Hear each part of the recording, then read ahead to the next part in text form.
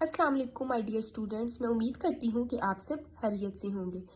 आज का हमारा टॉपिक है यूजेस ऑफ इट। आज हम इट के यूजेस पढ़ेंगे।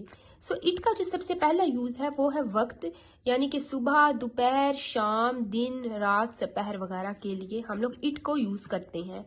जैसे कि इसकी एग्जाम्पल है अब शाम हो गई है। अब इस सेंटेंस में शाम जो है वो एक वक्त है, तो हम लोग इसकी इंग्लिश में ट्रांसलेशन करेंगे इट इज इवनिंग नाउ।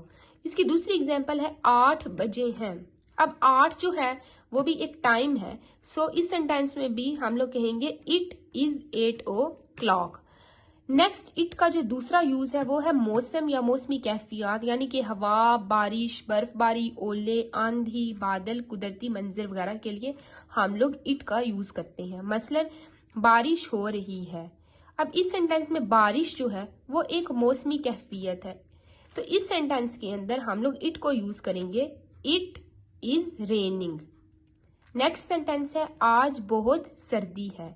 अब सर्दी जो है वो भी एक मौसम है, इस सेंटेंस के अंदर भी हम लोग इट का यूज करेंगे। It is very cold today. It का जो थर्ड यूज है वो होता है बेजान चीज या छोटे जानदारों के इसमें जमीर प्रोनाउन के तौर पर। एग्जाम्पल अगर हम देखें तो एग्जाम्पल इसकी है ये एक गुड़िया है। अब गुड़िया जो है वो एक नॉन लिविंग, एक बेजान चीज है। इस सेंटेंस में भी हम लोग इट का यूज करेंगे it is a doll. Next इसका जो एग्जाम्पल है वो है बिल्ली अपने बच्चों को दूध पिलाती है।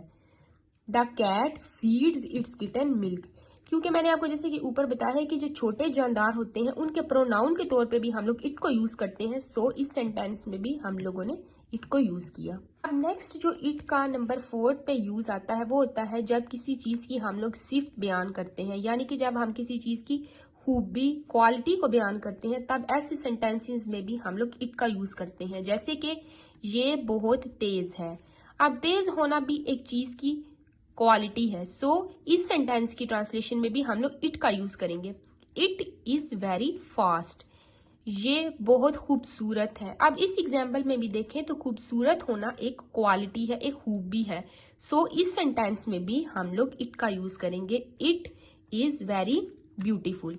अब इट का जो 5वां यूज है वो होता है तज़किरा खास के तौर पे, यानी कि जब हम किसी चीज का खसूसन जिक्र करते हैं तब हम लोग ऐसे सेंटेंसेस में भी इट को यूज करते हैं। अब इसकी एग्जांपल्स हम देखें तो नंबर 1 पे है इसकी एग्जांपल, ये मेरा ही तालिबे इल्म है जिसने इनाम जीता है।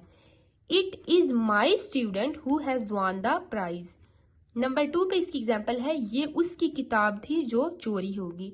अब ये भी हम लोग एक खास तौर पे जिक्र कर रहे हैं कि ये उसकी किताब थी जो चोरी होगी। इस सेंटेंस के अंदर भी हम लोग इट का यूज करेंगे, क्योंकि हम लोग स्पेसिफाई कर रहे हैं कि उसकी किताब चोरी हो गई। It was his book that was stolen. तो ये थे हमारे पास uses of it. I hope कि आपको आज के लेक्चर की समझ आ गई होगी। अपना बहुत सारा ख्याल रखिएगा। मिलते हैं आपसे नेक्स्ट वीडियो में।